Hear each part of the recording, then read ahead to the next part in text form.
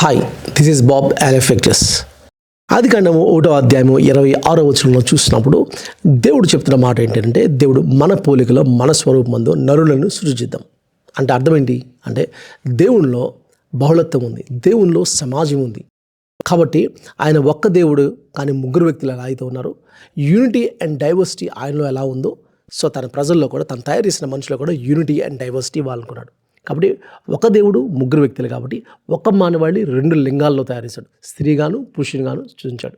కాబట్టి unity and the diversity ఎఫెక్ట్లో ఉంది. కాబట్టి యూనిటీ అండ్ ద డైవర్సిటీ కాజ్లో ఉండాలి, కాజ్ నుంచి ఎఫెక్ట్లోకి వచ్చింది. కాబట్టి పోలిక అనగానే మనం అనుకోవచ్చు, ఏంటి పోలిక అని అంటే, ఆయన కళ్ళు ఉన్నాయి నాకు కళ్ళు ఉన్నాయి, ఆయన ముక్కు ఉంది నాకు ముక్కు ఉంది, నాకు కిడ్నీలు ఉన్నాయి ఆయనకి కిడ్నీలు ఉన్నాయి, నాకు ఇంత కాలు ఉంటాయి ఆయనకి ఇంకా పెద్ద కాలు ఉంటుంది. అది కాదు పాయింట్.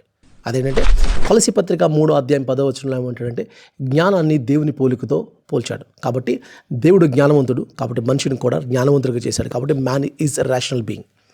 ఎఫెసీ పత్రిక 4వ అధ్యాయము 24వ వచనంలో ఏమంటాడంటే, నీతి యథార్థత అనేది దేవుని పోలిక అన్నాడు. కాబట్టి therefore man is moral being. కాబట్టి దేవుని పోలిక అన్నప్పుడు గుర్తుపెట్టుకోవాల్సింది, రేషనాలిటీ అండ్ మొరాలిటీ అనేది దేవుని పోలిక.